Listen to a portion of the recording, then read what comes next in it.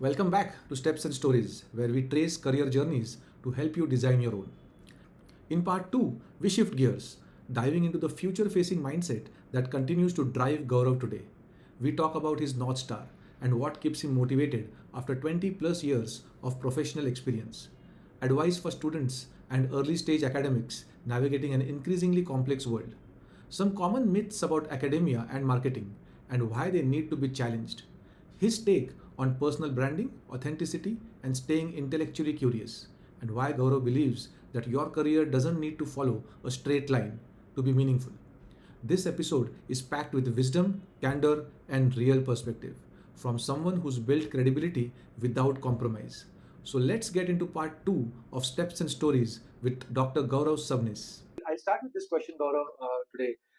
Is if somebody today wants to take a similar path, wants to become a professor in one of the business schools, either in India or in the US, and wants to become a tenured professor, what kind of steps would he have to take right from now? Yeah, that is something that when I was getting into the field, it took me a while to find that information. So I'm always glad to talk about it. So if you're interested in becoming a business professor, as the advice that was given to me by my professors, it's best to get a PhD from preferably the United States, but with Trump uncle, who knows how much of an option that will be. But in general, you need a PhD. Even in India, if you want to become so there is a tenure track professor, which means these are permanent professors, and when you get tenure, it means that you basically have job security for life as long as you show up and teach your courses. Mm-hmm.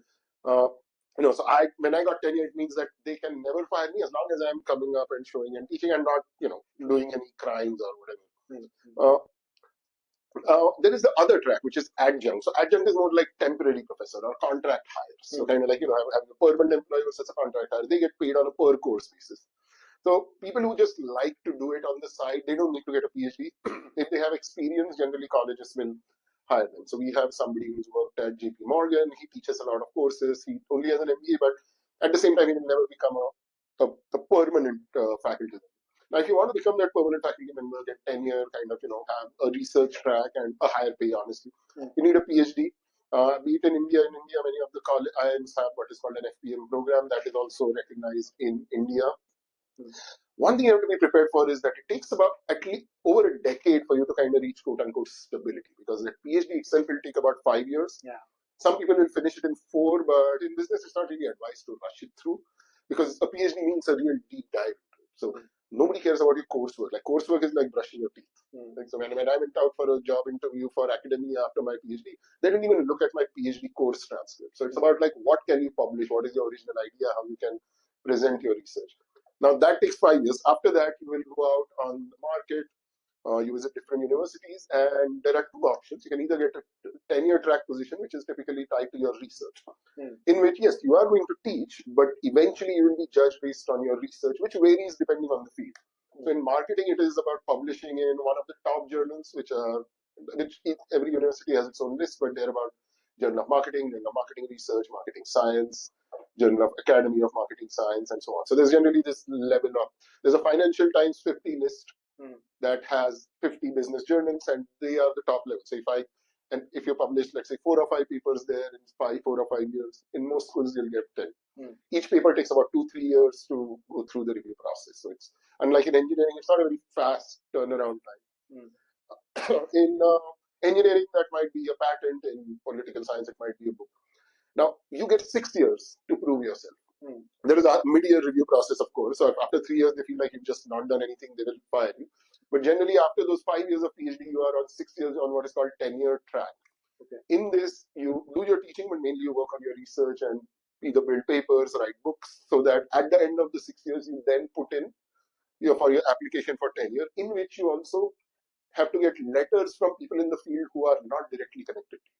And my university will also ask to people I don't even know, request that, what do you think about Gaurav Sabnis? Should we give him tenure? Okay. And then what happens is all that comes together. First, my school, like business school, will decide, okay, we think he should get tenure. Then it will go to the university level, then it will go to the provost and the president of the university. So it's like a long process. Only about 8% of people in business academia get tenure in their very first job. So many people because it's a very selective process. So I was like, lucky with my publications and everything that. But even then, I started my PhD in 2006, and I got that stability of a 10-year in 2018. So for 12 years, it was still like I was still kind of on probation, so to say. Wow. It was 12 years of being on probation. So anybody who wants to be a professor in business or in anything should be clear that they love the field, or they love teaching or anything enough to actually give it that dozen years, that even if it doesn't work out, you will have no regrets. Because, and it does mean that your late 20. Another thing I should mention is a lot of people think that there is a lot of work X is needed for this. Not really. In business, even if you work about 2, 3, 4 years, that's fine. Like, you don't, they want you to kind of have an idea of the industry, but the average age of people starting a PhD in business is about 25, 26. And so what that means is your late 20s or early 30s, whenever you're doing your PhD, will be a low income, right? And this is something that MBAs have to be mentally prepared for. Okay. Because when I finished my MBA, I was working for IBM. I was getting a very nice salary. I was spending money like crazy. Yeah. And then I came to Penn State for my PhD, which is a PhD stipend. Like, it was still budget. It was a decent life.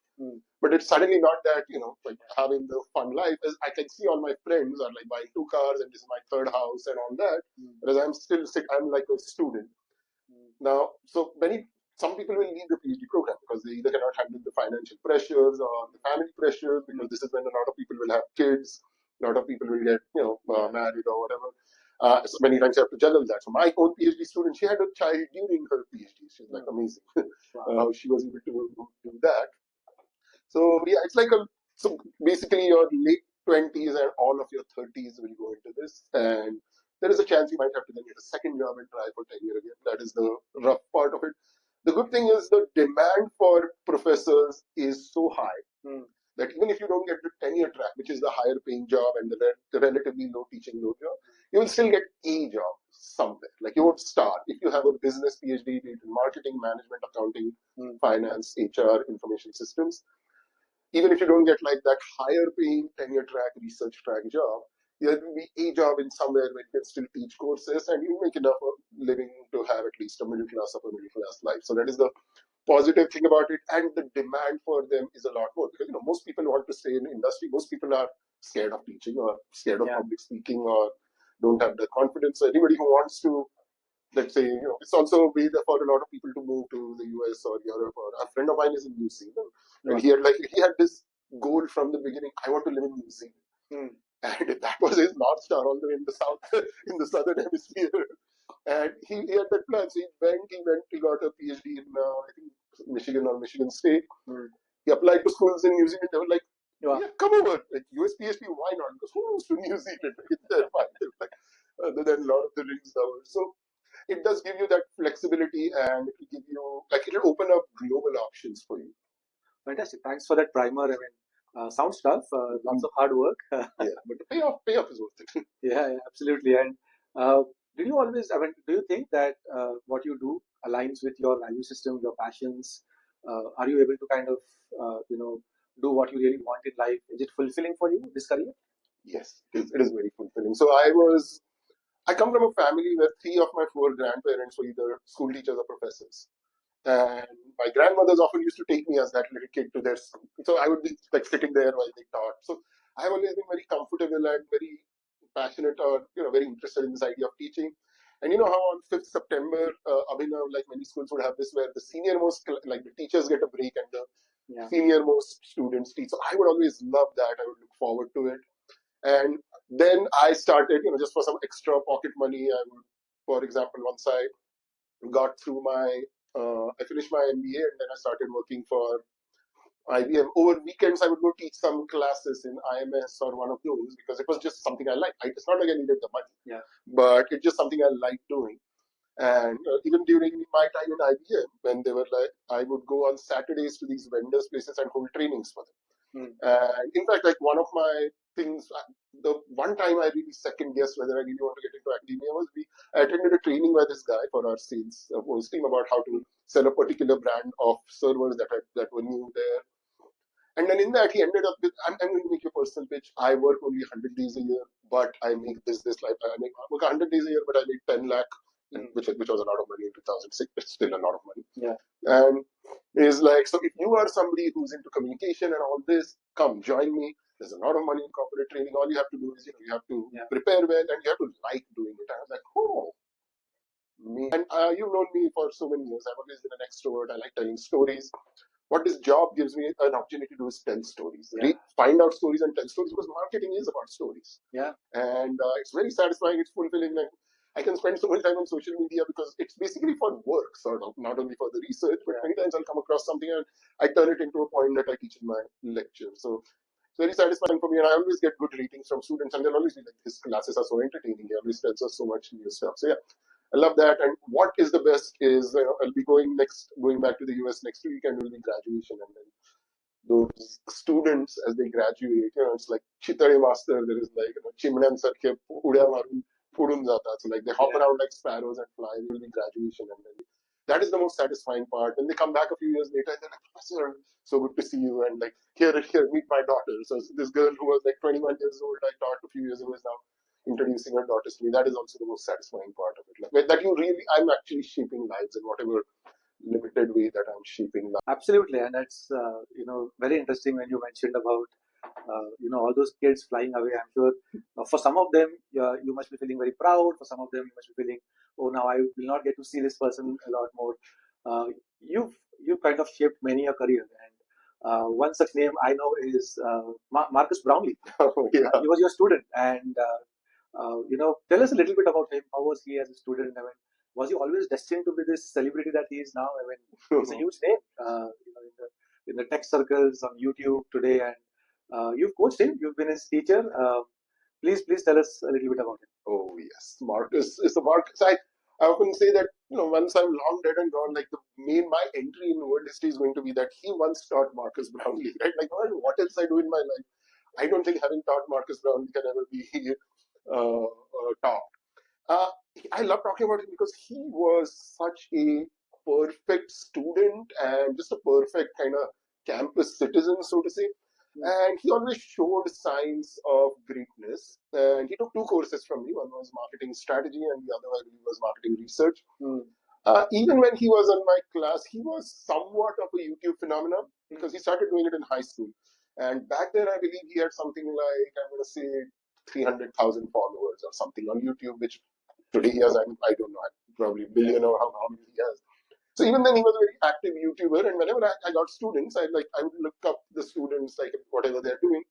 And I knew that he was a fairly successful YouTuber, and on Twitter he was quite active. So I even asked him that, hey, do you want to talk to the students a little bit about what helped you get all these followers and all that? And one thing I always tell my younger, my friends' kids were like, oh, you taught NKBHD. Is NKBHD was the most sincere student you can imagine. And the best story of this is around this time. Like May is when things end. And the way I teach my courses, it's a 10 by 10 thing, whereas I have 10 components spread out through the year. Now, Marcus was in his final semester in college. He had already opted out of the placement system. He had that clarity even back then that I want to try this thing out, being a vlogger, being a tech vlogger, which was not a real job back then. Right? We are talking 2013, 2014. But when he said that, all of the professors, nobody tried to talk him into no, you should at least get a backup job. People were like, yeah, you know what, he has that still waters run deep kind of thing. So the Marcus you see on YouTube is the Marcus who is in real life. That is one of the things, that he's a genuine person. So not switching things on and off. So I had given this assignment, and I give a bunch of assignments, and what happens is senioritis sets in. So senioritis is when you're just about to graduate and you know that your grades and everything is taken care of. You kind of relax a little. It happened to me in MBA because I am in the MBA the last semester. Usually happens after your job, after placements. So it doesn't matter what happens. So I got a D in there. I kind of blew off a little bit. Marcus never did that. So even my final assignment, I expected that first of all, it's not about the job. He's definitely getting an A. I'm sure he graduated with a 4.0. He still turned in such amazing work. And one thing I would tell him is he's a great writer. And if you think about it, a good vlogger basically has to be a good writer because they first have to write down the script. And the way he would just present things, he always had this ability to say in 10 words what would take somebody else 30 words. And great work ethic, always there. I didn't take attendance after the first three. So in the US, legally, you have to take attendance for at least the first month for this thing called Title IV requirements. Anybody who's getting a government grant has to maintain attendance and so on. After about half a point, I stopped taking attendance. You know, I'm like, I think I'm a good enough teacher, and then they will come. If they don't come, they don't come. Marcus was always there. He was still always there learning. So yeah, like, and so his success is as much based on old-fashioned values of just hard work, giving it your best, being respectful to everyone. Last year, our university made him our graduation chief guest speaker. So when he came, again, I was like, oh, he's become big now. So he'll probably come with a posse and this, you've seen him driving fancy cars and everything. But no, he had that sense of occasion where he came to the university, like he was in a very regular car. It wasn't in one of his Lamborghinis or whatever you know. I'm pretty sure he's a billionaire by now. Yeah. Came in a very regular car. He was like, you could not have said that, oh, he's a super tall, so he does stand out. He's like, I think 6'3" or something. But he was just so humble. He was not like throwing his weight around. There was no posse around him of supporters like, sir, here is your water. Sir, here is your this or that. He was just that same Marcus. He had a very self-effacing speech over there. It's on YouTube if anybody wants to check it out. Stevens Institute of Technology, Marcus Brownlee's graduation speech. Sure. So yeah, like he was a better student than I ever was, I'll be honest. So yeah, we at Stevens, we always had this inevitability. And then what happened was his growth pretty much happened in real time. Soon after graduating, he started doing this full time, and he talks about how he's like, he didn't have much of a nightlife social life. So it's not like he was completely just just cooped up in his room, but he does talk about like many times for this you have to make some sacrifices. So he would go to classes and he would spend his nights editing his videos. So as you will realize even after this, it's like shooting a video is one thing, and then editing it and then putting it up there takes like 10 times as much time. Yeah. So he was always doing that. But one of my courses that I taught was started at 8:30 a.m. And Marcus was always on time at 8:30 a.m. Like most of the students walk in late. But yeah, like I said, so any kids who want to be like Marcus Brownlee, work ethic, sincerity, being respectful to people, like that is what is at the core of his success. And no matter what line of work he had chosen, he would have been successful. I'm sure. Wow, excellent story. I mean, all the qualities that you mentioned, evergreen, right? I mean, in any career, in any profession, you need to have that humility, you need to have that discipline. Wow, excellent. You need to do that hard work. You need to put those hard yards in. Whatever you've achieved. I mean, you mentioned he already had like 300,000 followers when he was in your class, and now he has got probably millions more.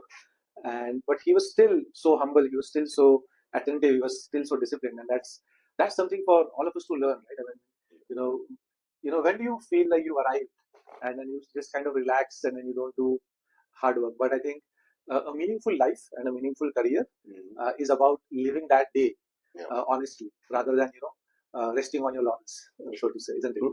So excellent story. Thank you so much for sharing it, and I think you will make many more MK PhDs and others in other fields also.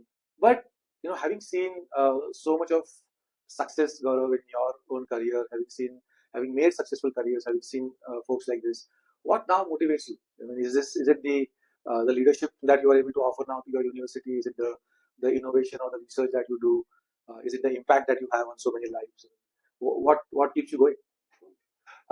I've been So there are a couple of things. So remember that first dozen years is just about getting tenure and stability. Since then, I've been in the associate professor position. So here we have to start transitioning into mentoring younger faculty, advising more and more PhD students. So I have co-advised 2 students before. Currently, I'm advising my first solo student, and hopefully she'll get a good academic placement. So what I want to do going forward is, of course, research is always there. Research is always happening. It's kind of the lifeblood of our profession. But in the last couple of years, I've had the opportunity to pitch and get approved a lot of courses which I think are important. So I felt like our university should start offering sports marketing. We are the biggest sports market in the world, the New York, New Jersey area. So big that next year's World Cup final, the soccer World Cup final, football World Cup final, the FIFA World Cup final, let's call it FIFA World Cup final, is going to happen just a couple of miles from where I teach or where I live. Wow. So I thought that we should have like a sports marketing thing. I made that pitch because we are traditionally a more technical heavy school, and I said this is needed. Introduced it, was subscribed immediately. I also said there should be a technology marketing. I was like, the old marketing has been written mainly for soap companies and shampoo companies and Pepsis of the world, more fast-moving consumer goods or consumer packaged goods. technology marketing has a fundamentally different sales cycle, has a different kind of metrics. So I wanted to pitch that. I pitched that, and again, it got approved. So in our university or in most universities in the US, it's not like you can just be like, okay, sports marketing, chalo, bhai sikhayega, right? Like you have to. There is a committee of faculty at the school level again, then at the university level that you have to tell them this is my vision, this is how it will be. Then they give you feedback, change that. So those two got approved, and then another course I started was something called Marketing Society and Sustainability, which is what some of my colleagues jokingly call woke marketing, because but it's about that marketers today have to think about things like, what happened with Target or Budweiser recently, that you have to take some kind of a political position. So the politics and business have pretty much started overlapping so much with like Elon Musk and Donald Trump, and even in India we have so many business people who are heavily involved in politics and giving their opinions, which leads to then how is a brand going to respond to, let's say, what is your opinion on the India-Pakistan war, for example, or what is your opinion on trans rights? That, and then the second thing is sustainability. With climate change and everything coming, the new generation of marketers is very much into sustainability, green products. So how does a company manage that? So I created that. So one passion has, because teaching was always my original reason I got into it as a grand kid of teachers. So now being able to introduce these new courses, which as soon as I introduce them, they get booked. So which is very validating, not only for the content of the course, but for me. Second thing is, of course, mentoring PhD students. Recently, I was at a conference in Phoenix, Arizona, and one of my friends was also at the same advisor as me, Dr. Raj Garewal. He was like, let's go for dinner. And this is something that we do at every conference wherever we are there. Raj and all his students get together, his students and colleagues. And it was such a big table. I mean, it was like 16 people. So Raj sitting there, and then 15, 16 of us who are either students or students of his students. And it was like he was the patriarch of the family and everybody together. So that is one thing I hope I will have in about 10, 15 years is I'm just graduating my first solo student, but hopefully in 10, 15 years I'll have graduated so many that I'll sit there and there'll be all these academic children and academic grandchildren of mine. So that is another thing that motivates me. On the leadership side, I don't know. I'm never, my dean keeps trying to tell me to take a leadership position of some sort, but I'm like PhD program director or maybe associate dean for something or the other. But I don't think it's something that calls out to me. I'm more interested in kind of the research, mentoring, and curriculum development side of things. So that's, and of course getting the promotion to full professor. So from tenure, you then have to become full professor. For that, it's informal rule is you have to be twice as productive as you were for tenure, and then once that happens, they give you still goes through the same process, school, university, etc. Amazing. Thanks for sharing all of those new innovations that you're doing, like the sports marketing, tech marketing. I'm sure this would also need a lot of research, a lot of learning. So after having done so much of research to just become a tenured professor, how do you still? I mean, do you still enjoy learning again and again? And has the way of learning changed for you after so many years? I mean, what are some of your some of your unique ways to kind of learn a new topic? Do you still read books, or do you employ some other means like talking to people? How do you kind of gather information? How do you learn nowadays? That's a very interesting question. So I still like books are still a big part of my life, and still a member of New York Public Library and of course our own university libraries.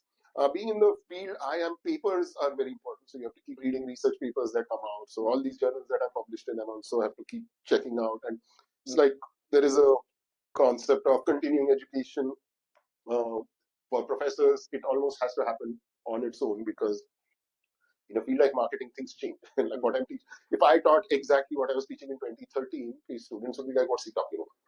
So recently, I had to tell them about how AI will have an impact in marketing. So we working in business, you pretty much just have to stay on top of things. The way some things have changed is that there's also a larger part that social media and YouTube videos play on it. I will interact, like we get to interact with a lot of people in business, but I'm always on the lookout wherever I am, like for what learnings I'm getting in marketing, or what is an example I can use to show my students. And then many times I'll ask people, like, you know me, I'm a very chatty guy, so I'll like chat about that. Uh, Occasionally, I used to honestly find LinkedIn useful, but I feel like it's become very noisy in the last 2, 3 years. Like everybody just wants to turn every visit to the store into 8 learnings.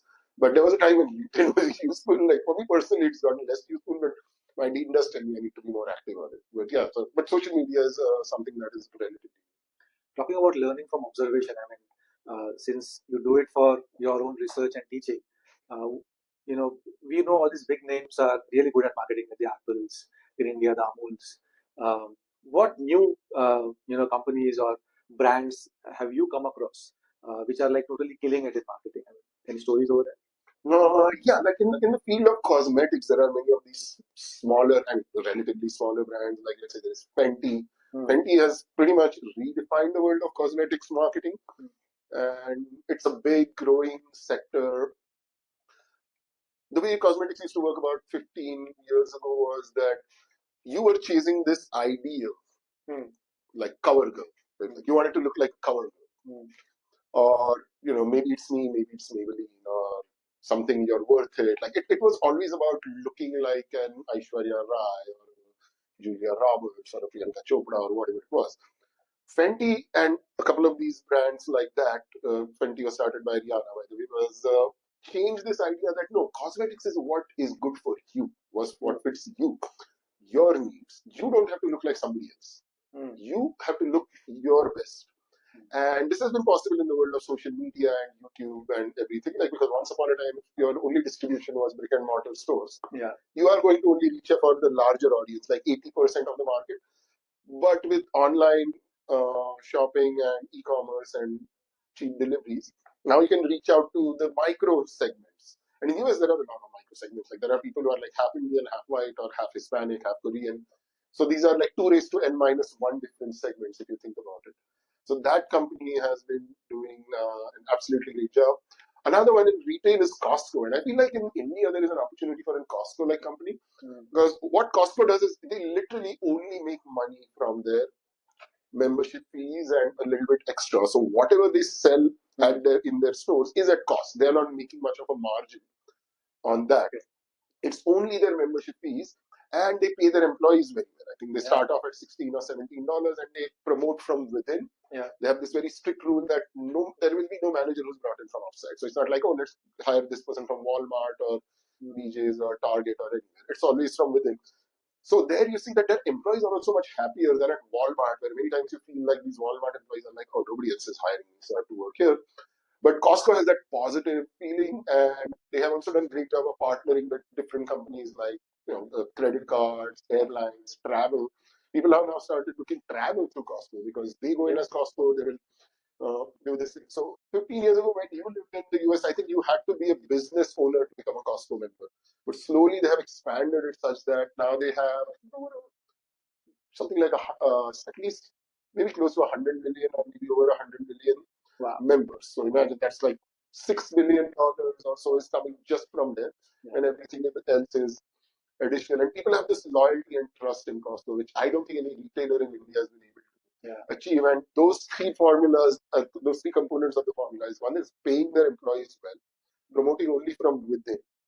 Second thing is having that clarity that I'm only making money from my membership fees, and then everything else I'm giving you at cost. Right? And that's why it's Costco.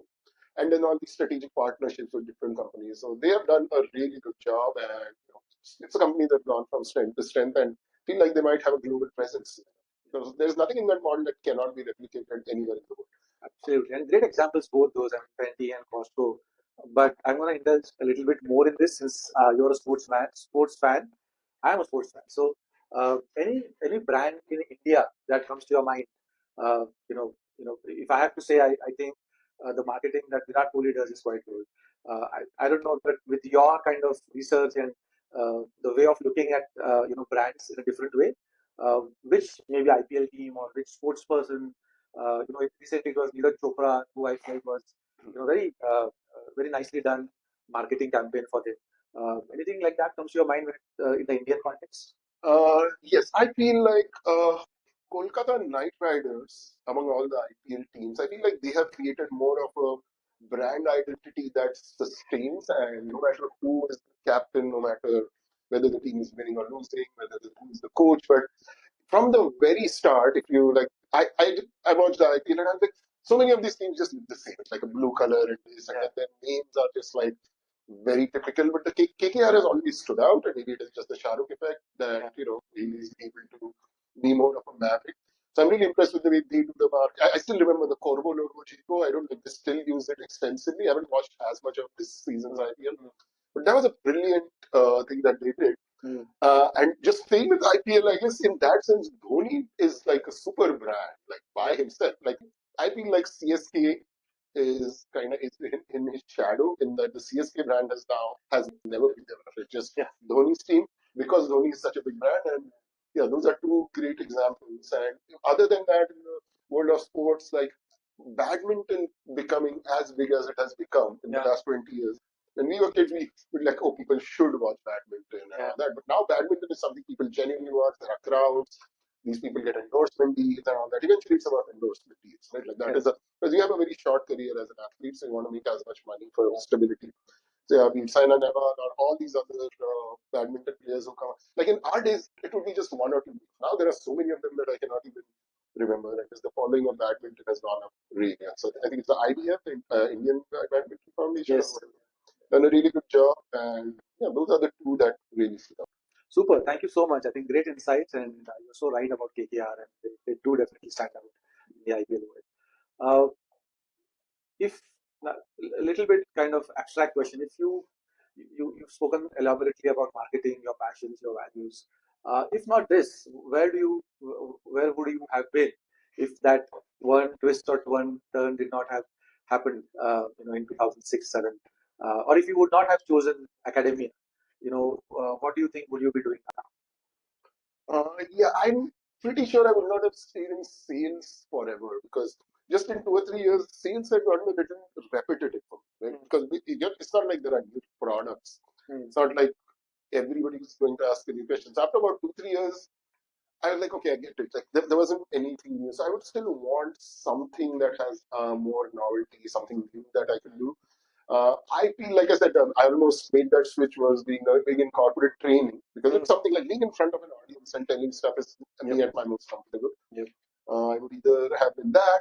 I suppose, given the way things were, I could have gone down the road of being an online blogger, influencer, podcaster.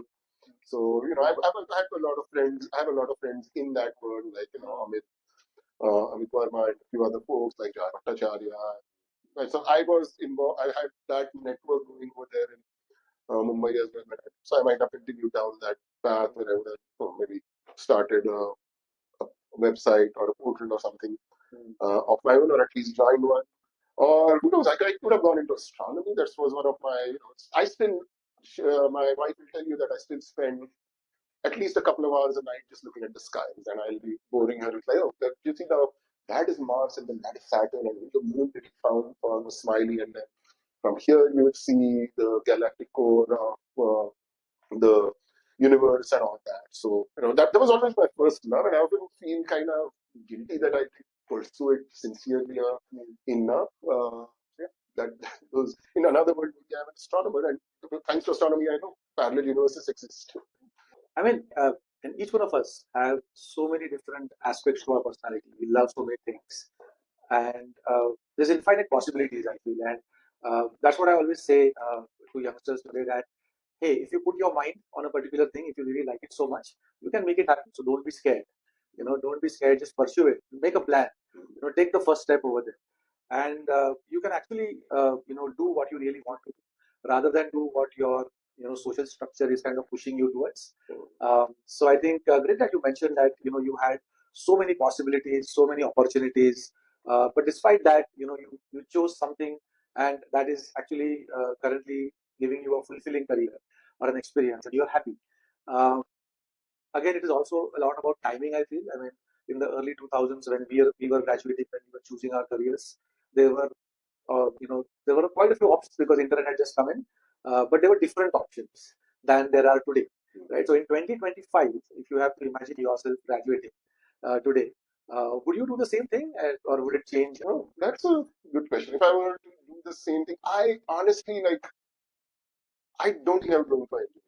I do feel sometimes like I ate up a COT seat that could have served somebody else who would have gone on engineering. So I would have probably, the sad thing about the undergrad thing in India is that at 18 you have to choose. what your degree is going to be at 22. Whereas in most other parts of the world, the US, Europe, Australia, their undergrad is structured such that you still have flexibility in your till your second or third year to make switch. I get many students who started off as engineering students and then switch to business, or there are people who start off as pre-med and then switch to business. Somebody who start off business switch to something else. So yeah, I think looking back, and I have to say, my parents were not like you have to do engineering. In fact, my parents were the opposite. My parents were like, "Are you sure you want to do engineering? You know, you're also a creative guy. You want to do something else? We'll support you. Like, you want to try an economics degree, psychology, etc." So I think that is one thing I would do differently. I don't think I would go into engineering. I'd probably try for psychology, economics, history, something like that. Although I'm very thankful of the skills I learned in engineering college, and they shaped the life my way the way I was. Yeah, that is one thing I would do. Because but we grew up in a time, and I think a lot of it is still true, where it's like, oh, engineering is the safe option, and it's also the smart thing that anybody who becomes an engineer is by definition smart.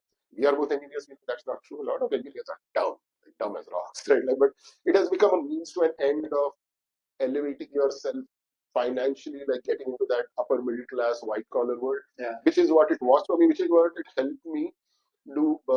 Yeah, I do feel like I ate up a seat that could have gone to somebody who would have done actual engineering. Very interesting. And I think so many people even today fall into that trap because engineering as a degree, especially in India, is looked upon with a little bit of prestige still. And it is considered as kind of a base that you definitely need to have. And then after that, you can do anything. You can become an artist if you want, but you still have an engineering degree at the base. And it is still valued a lot more because people also in India, I think of it as a backup option. What if this does not work? I need to at least have an engineering degree because most other degrees, like you mentioned, are not so well taught and researched in India. Although things are changing, and I hope that things will change faster now with a lot of awareness that is coming into India also in education. But yeah, I mean it was an excellent answer that maybe in 2025 you will not choose engineering, and that's very brave too. And I think I always tell this to some of the folks that I speak with that you can be courageous. Don't feel bad that you are taking a decision which is not the norm today in the society as such. Don't feel bad that you are alone. In fact, that could actually become a huge opportunity for you. So why don't you look at it that way? So great.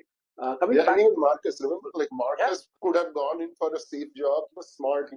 But there was no vlogger as a job in 2013. But he created that, and now he's a.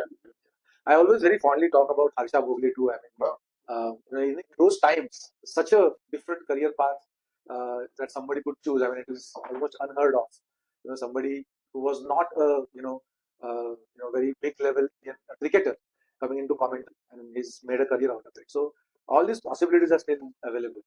But coming back to marketing and academia, what are some of the myths about marketing or academia that you would want to bust? Oh, great question. So the biggest myth about marketing is that it is synonymous with advertising and social media nowadays. But 8/9 of that iceberg, how 8/9 of an iceberg is below the water, as the Titanic found out. So 8/9 of the marketing iceberg is not about the ads, and it is not about just the social media, but it is about things that are much more logistical and accounting in nature. So distribution, right? Like where do you get your how to get your product in as many places as possible? Where should you stock? Let's say, it started off with the Coca-Colas and Pepsis of the world. Which shop should you send 10 crates and which shop should you send 2 crates? Because there is an opportunity cost for that. Or which, how much money will I have for launching this new product? You need to know how to read a balance sheet very well if you want to become a successful marketer. So for many people, it's like, oh, it's just creativity, it's no lintas, the Khan Golden Line, or whatever those awards are. It's the catchphrases, but every single catchphrase that you see in an advertisement has a lot of accounting and a lot of, relatively quote unquote boring strategic planning behind it. And that is one thing, that it is as much about the logistical planning, resource management side of things as it is about the ads and the social media. And the myth about academia that I will bust is one thing that, especially in India, a lot of guys like to say, those who can do teach. That is a big myth, because it is much harder to make it in academia just in terms of percentages, getting tenure, getting a good enough job. So this idea that those who can't do teach, I don't know where it came from, but people like to repeat it. In our culture, people just like to pull each other's leg anyway.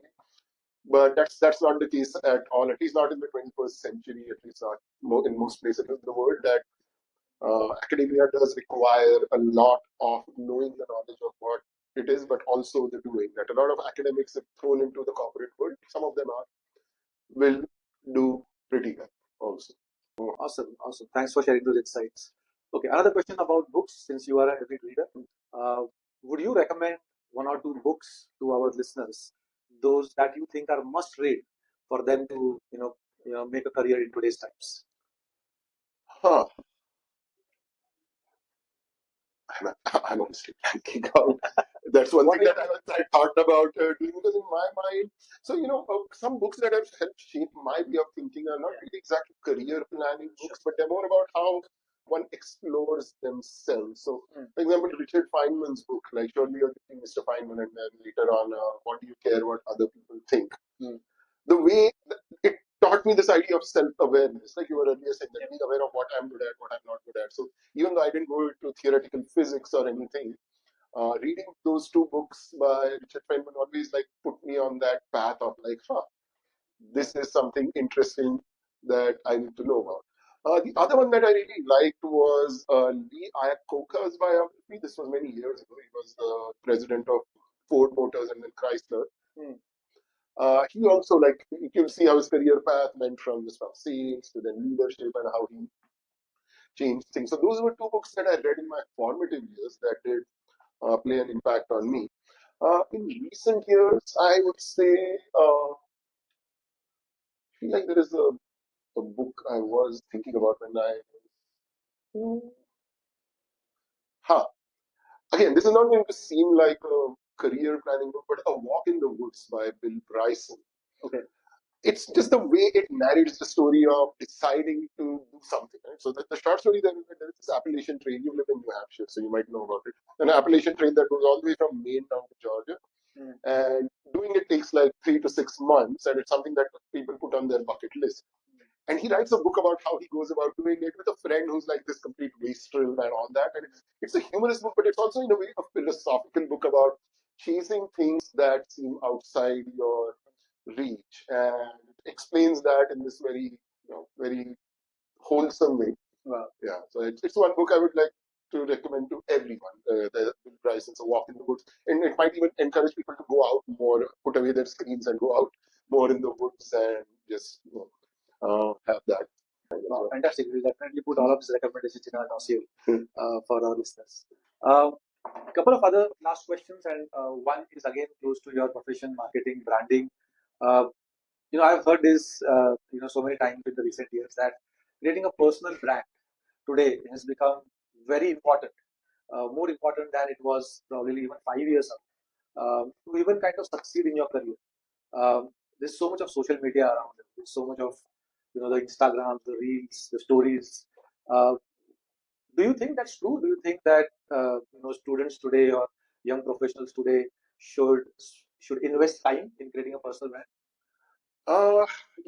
Yes and no, in the sense that yes, a personal brand is very important. That having your own identity, that you are this is what you stand for. So I'll go back to my days at IBM, where I was working for IBM. I was doing pretty well, and through friends of mine like Amit and others, I got this proposal. I was talking about why Virender Sehwag does so well, and I had this thing that I feel it's not because of he doesn't have footwork, but the way he moves, it's like arm work. So I had like this theory. And the folks at Cricinfo, I had a couple of friends at Cricinfo, and they're like, why don't you write about this? We published it on magazine. They had just started publishing the Wisdom Cricinfo magazine back then. So that was the first time something I wrote was published in a mainstream publication. Now, I didn't talk about it in IBM. I talked about it. But one of the bosses was like, he came to my office and said, this is you, right? Like, really well done. Now, what that happened was this automatically created a brand of me being the guy that, oh, he's a creative guy, he's going to write stuff. So even though I was a sales guy, the marketing folks would occasionally be like, hey, do you have any idea about this next promotion? What should we do? Or something like that. So, and then later on, of course, like I had a blog and all that. So but this brand I didn't go out and create, but does help to kind of make people realize what are the two or three things, or even the one thing that makes you stand out from the crowd. So in that sense, yes. But where I've seen some people fail is they are trying to be someone they are not, especially on social media, and then you don't stand out of the clutter. And the last thing you want to do is be tagged a wannabe. And so, yes, personal brand should be built, but it should be built around what is true about you, what is kind of core to your existence or your competence in the professional world, as opposed to trying to be like, oh, I want to be like that person, so I'm going to make my brand like that person. Like only Virat Kohli can be Virat Kohli, Rohit Sharma cannot be Virat Kohli. Both are big brands. So I noticed like Rohit Sharma has a lot of ad things here as well, and they had very different career trajectories, and I'm gonna miss both of them in tests. Very good advice. I think you're saying that you should be authentic when Authentic, you're creating a personal brand, and not just try to emulate somebody just for the sake of being out there, or doing some kind of branding. So yeah, or even like over. Sometimes I've seen people over publish. Like it, like as I recently, LinkedIn has become this. Oh, everybody has to be on LinkedIn. So like, you do not have to write every single day on LinkedIn. I am a person who compulsively writes like 50, 100 times a day on Twitter. Like that's just me.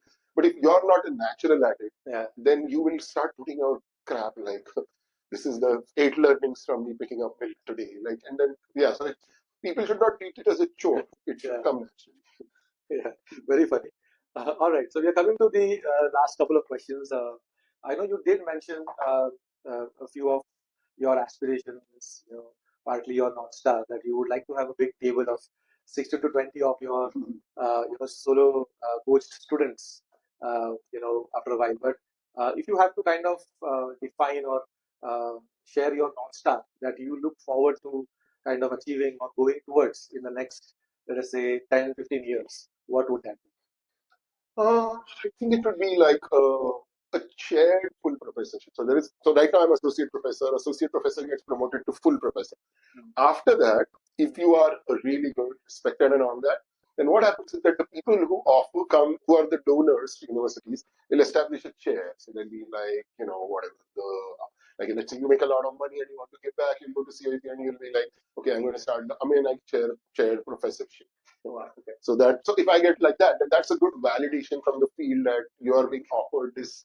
So it's like the ultimate personal brand for a professor. That somebody, and then of course that comes with extra money as well. That doesn't hurt, but yeah, like somebody who's a chaired professor, not the department chair, but chaired like something chair. Like there is an Isaac Newton chair. So for example, at Cambridge there is an Isaac Newton chair of chaired professor, which once upon a time was held by Stephen Hawking. So that is the absolute up there. But every university has that is my current North Star. That, and you have to check a lot of boxes for that. I know I'm very far away from that, but 45, so hopefully by at least 55, 56, so somebody will offer me a chaired professorship. That is my current North Star towards that. All my research, teaching, mentoring, PhD, everything will lead culminate towards that profession. On the non-professional or the non-business school side of things, one of my North Stars is about Bill Bryson. I was mentioning him because I would like to. I travel a lot. I've been to 33 countries in the last 15 years.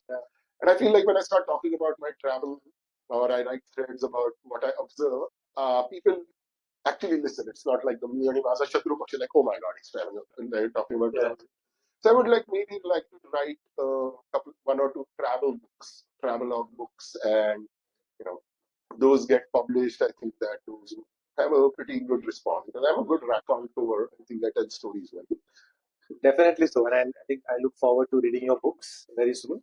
And also, that there will be a Gaurav chair, at your favorite university. So fantastic! Looking forward to that. Okay, last but not the least, I mean, there is so much of change that is happening in today's world. The AI revolution is today very big. I mean, they're all thinking as if it's going to end the world as we know today. There was a huge event like COVID, which also entered the world that we knew. There's a almost like BC before COVID and after COVID nowadays, right? But there's this new generation that is just stepping into the new world today, and they are going to pretty much shape what we see in the next 15, 20, 25 years. Uh, what are a couple of, because you kind of interact a lot with this generation, new generation that are going to be the architects of the future world. What positives do you see in these young folks that will make our world a better place tomorrow. Oh, that's a good one. So I have personally felt, at least in the US, a clear change in this post-COVID generation of these students. They somehow seem to be much more circumspect, and they seem to be a lot more into personal relationships and caring, as opposed to, let's say, the pre-COVID generation, which was much more just social media, social media. So in a way, this Gen Z or Gen Alpha or whatever you're calling it, the younger crowd, the ones that I'm teaching right now, who are like, I'm talking about people born in 2005, 2006. They, so see, when we were growing up, the world did not have any connectivity, and then the world got very connected. So each of us on Facebook at some point had 500,000 friends and all that, right? I feel like there is starting to be a kind of a pushback towards the older world or the alpha world, where first of all, the younger generation doesn't do widespread social media as much. They will not have like every single classmate and every single batchmate and every single neighbor connected. Like they might interact with them. Yeah.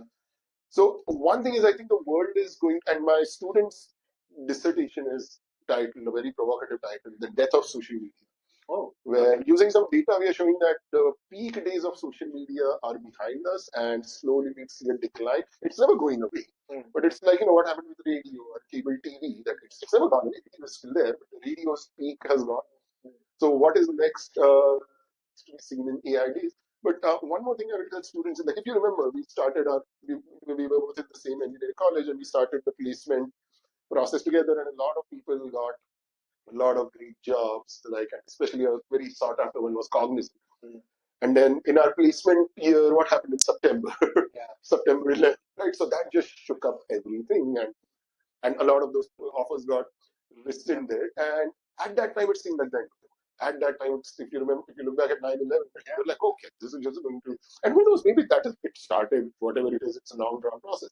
But life went on, right, eventually. And I would go to New York, and I live in New York now, and I'm amazed at how little the city seems traumatized by that event. Like it just kind of shrugged it off and moved on. And it's not completely shrugged it off. We still have a memorial and everything. So same thing with COVID. Like the way it seemed 5 years ago, today it seems a little more in the rear view mirror. So when I talk to some of my younger students who are born like years after 9/11, they're very curious about it. For them, it's like what World War II was for us. Like, yeah, it happened. It didn't really impact my life. So one larger point I would make is that by and large, it always feels like the apocalypse is here, and one day it will be here. But things change, and even with AI, I feel like there is going to be a pushback against AI because, as I taught in my tech marketing course, like if you ask me what is the difference between Facebook and Instagram and Twitter, and somebody will write down this is the difference between them, or what is the difference between Amazon and eBay and Flipkart, somebody will tell me the difference. I'm asking what is the difference between Grok and ChatGPT and Gemini, nobody can tell me. It's the same thing, right? You have data, you have a lot of GPUs, and it's spitting something out. And as of now, it seems very accurate because it's doing a lot of these things, fancy tricks that we never thought. Write me an essay. But at one point, let's say X is the data created by AI, and 1 minus X is the data that humans have created. That X is going to grow, and that models. I don't know how well the models are going to scale because more and more of the content will be AI generated. So if you noticed, a lot of people have said this Google search results have gotten weird. Like, even in maps and everything. And I think that is because that's what is happening. And beyond the point, AI will start getting like, oh, this is not cool. It's like how we initially used to think of email is the greatest thing. Now my students tell me, oh, email. All right. So like for them, old world. So it is very likely that one day social media and AI will be old world like radio and cable TV. It's difficult to think of a life like that, but if you go back to 2001, 2002, when we were graduating engineering, like we would not have thought that email is going to be so obsolete in this 20 years. Absolutely, great perspective. And if the focus and the kind of the attachment that this generation has with social media, if it reduces, I think it will be only for the good. And I'll take that as a positive to end this podcast. So I really want to thank you, Gaurav, for spending this time and sharing your experiences, sharing your journey. I think brilliant examples, great stories. You're a great storyteller. I already knew that. But I think for the audience, a lot of inspiration, a lot of tips and tricks for you guys, and also some real advice to kind of how to progress in your career, what steps to take. And I think just the fact that you were able to be to give so many real and relevant examples, I think is going to really help our audience. And if I may ask you, if you can share your insight, if somebody wants to get in touch with you, would you be okay with that? Yeah, sure. Fantastic. Yeah. So thank you so much, guys, and that's the end of our second, episode of Steps and Stories. Once again, a big thank you and a lot of gratitude to Gaurav, and see you soon again. Bye bye. Thank you very much. It was a pleasure. And that brings us to the end of another insightful episode of Steps and Stories. Talking to Dr. Gaurav Sabnis was a reminder that careers aren't just about ladders, they are about journeys. They twist, they turn, they evolve, just like we do. Here are some key takeaways that will stay with me, and I hope they will stay with you too. First, know yourself and align your career with your strengths. When you build from your natural abilities, work feels less like a struggle and more like a flow. Second, don't be afraid to change direction. As Gaurav said, we evolve, our goals evolve, and it's okay to take a different path that aligns with who you are now. Third, in a world obsessed with AI, remember that human intelligence still matters. Empathy, ethics, curiosity, and the ability to question are still uniquely ours. And finally, on an optimistic note, Gen Alpha is growing up in a more open, inclusive, and questioning world. There's real hope in how they are shaping the future. If you are listening and feeling a bit uncertain about your own career, remember, it's okay not to have it all figured out. What matters is taking the next step, consciously and courageously. At Skill Journey, we believe your career should reflect your story, your values, and your potential.